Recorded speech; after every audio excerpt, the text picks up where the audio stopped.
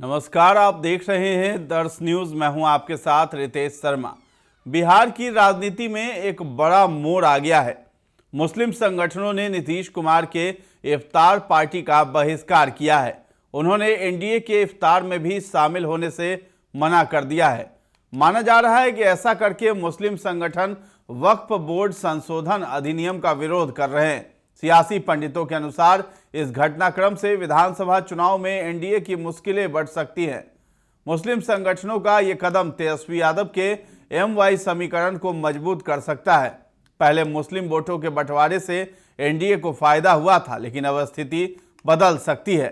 दरअसल बिहार के कई मुस्लिम धार्मिक संगठनों ने मुख्यमंत्री नीतीश कुमार की इफ्तार पार्टी का बहिष्कार करने का फैसला किया है।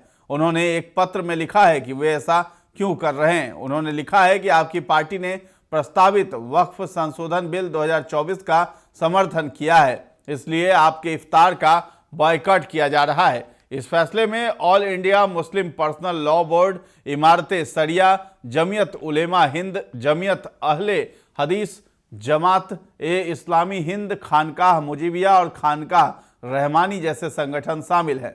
मुस्लिम संगठनों ने नीतीश कुमार पर कई आरोप लगाए हैं। उनका कहना है कि वक्फ बोर्ड संशोधन अधिनियम से वक्फ संपत्तियों को खतरा है। ये कानून संविधान का उल्लंघन करता है। इससे मुसलमानों की आर्थिक और शैक्षणिक स्थिति और खराब होगी। उन्होंने ये भी कहा कि नीतीश कुमार ने धर्मनिरपेक्ष शासन और अल्पसंख्यकों के अधिकारों की रक्षा करने का वादा किया था, लेकिन भाजपा के साथ गठबंधन और इस कानून का समर्थन उनके वादों के खिलाफ है। माना जा रहा है कि मुस्लिम संगठनों का ये विरोध एक तरह से एकजुटता दिखाने का मंच बन गया है। 2020 के विधानसभा चुनाव में राजद सबसे बड़ी पार्टी बनकर उभरी थी। उस समय एमवाई समीकरण मजबूत दिख रहा था, लेकिन बाद में हुए उपचुनाव में राजद को सिर्फ एक सीट मिली। इससे वो विधानसभा में दूसरे नंबर की पार्टी बन गई। हाल ही में हुए 4 सीटों के उपचुनाव में भी राजद को कोई सीट नहीं मिली।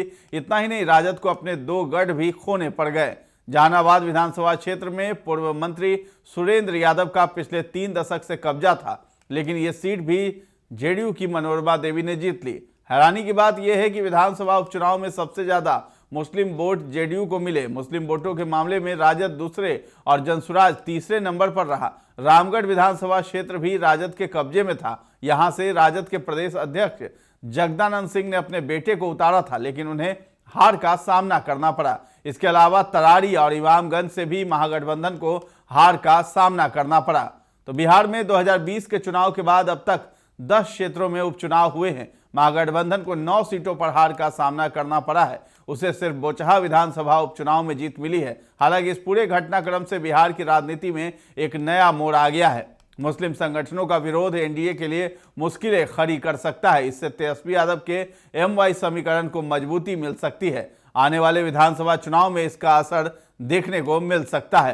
तो फिलहाल इस खबर में इतना ही है। दर्श न्यूज के साथ बने रहें और अभी तक हमारे चैनल को आपने सब्सक्राइब नहीं किया है तो जरूर कर लें। धन्यवाद।